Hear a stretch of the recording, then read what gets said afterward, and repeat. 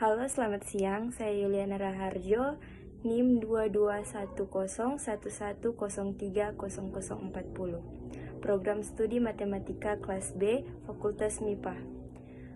Pada kesempatan ini, saya akan menjelaskan bagaimana kedudukan serta fungsi bahasa Indonesia. Kedudukan dan fungsi bahasa Indonesia. Bahasa Indonesia merupakan bahasa resmi di Indonesia, dan di Indonesia tumbuh dan berkembang bahasa yang beragam. Artinya bahasa yang beragam, beraneka macam jenis bahasa ada di Indonesia, seperti bahasa daerah, bahasa asing, dan bahasa-bahasa lainnya. Baik, kita masuk dalam pembahasan, yaitu kedudukan dan fungsi bahasa Indonesia. Bahasa-bahasa di Indonesia dikelompokkan menjadi 3 bagian, yaitu bahasa persatuan dan bahasa negara, bahasa daerah, serta bahasa asing. Bahasa Indonesia ditetapkan sebagai bahasa persatuan melalui Sumpah Pemuda tahun 1928 dan kemudian dikukuhkan kedudukannya sebagai bahasa negara pada tahun 1945. Kita mulai bahas satu-satu, yaitu yang pertama sebagai bahasa persatuan. Bahasa Indonesia mempunyai fungsi sebagai lambang kebanggaan dan identitas nasional, serta alat pemersatu berbagai suku bangsa yang berbeda-beda latar belakang sosial, budaya, dan bahasanya. Sebagai bahasa negara, bahasa Indonesia menjadi bahasa resmi yang digunakan di dalam penyelenggaraan negara. Dalam kehidupan bangsa yang cerdas, setiap warga negara, apalagi mereka yang telah terdidik, tidak hanya harus mampu memahami berbagai informasi, tetapi juga mampu menjelaskan, menerapkan, mengevaluasi, dan bahkan mampu mencipta ilmu pengetahuan dan teknologi, serta seni, baik sebagai bentuk implementasi maupun inovasi.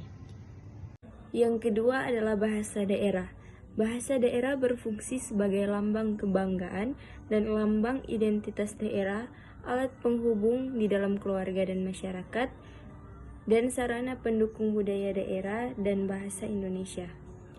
Bahasa daerah ini menyangkut yaitu seperti bahasa Manado, bahasa Bogor, bahasa Jakarta, dan bahasa-bahasa lainnya. Yang ketiga adalah bahasa asing.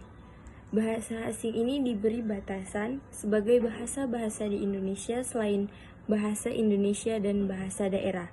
Artinya, bahasa-bahasa yang ada di luar negeri, seperti contohnya bahasa umum yaitu bahasa Inggris, dan bahasa-bahasa lain yang dipelajari di Indonesia seperti bahasa Mandarin, bahasa Prancis, bahasa Belanda, dan bahasa lain-lain. Kemudian berikutnya ada bahasa Indonesia baku. Maksudnya, bahasa Indonesia tumbuh dan berkembang dalam masyarakat multikultural, sehingga bahasa Indonesia mempunyai varian yang sangat banyak, baik varian akibat perbedaan daerah penggunaan maupun varian akibat kelompok sosial penggunaannya. Oleh karena itu, untuk keperluan kedua itu, perlu ditetapkan bahasa Indonesia baku yang mewakili setiap varian yang ada. Jadi hanya ditetapkan satu bahasa Indonesia, yaitu bahasa Indonesia yang baku, sehingga dapat mempermudah kita untuk berkomunikasi dengan masyarakat yang mungkin berbeda daerah dengan kita, misalnya masyarakat Manado dengan masyarakat Jawa. Itu dapat menggunakan bahasa Indonesia baku sehingga dapat dimengerti oleh sesama kita yang berbeda. Penetapan bahasa Indonesia baku bukan berarti melarang penggunaan bahasa Indonesia tidak baku, melainkan kita akan menggunakan bahasa Indonesia untuk berbicara di tingkat nasional atau berbicara dengan saudara kita dari daerah lain. Demikian pembahasan, dan pada saat ini saya akan merangkum apa yang menjadi pembahasan kita secara menyeluruh. Bahasa-bahasa di Indonesia dikelompokkan menjadi 3, yaitu yang pertama, bahasa persatuan dan bahasa negara.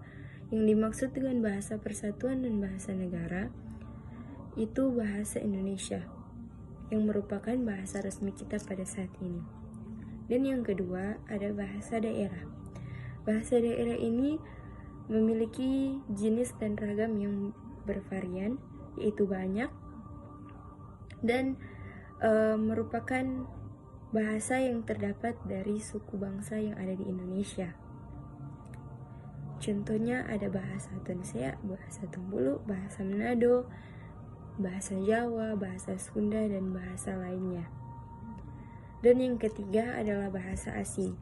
Bahasa asing ini adalah bahasa yang berasal dari luar negeri yang dapat dipelajari di Indonesia. Contohnya bahasa internasional yaitu bahasa Inggris. Dan ada juga beberapa bahasa yang dipelajari di Indonesia seperti bahasa Prancis, bahasa Jepang, bahasa Belanda, dan bahasa lain-lainnya.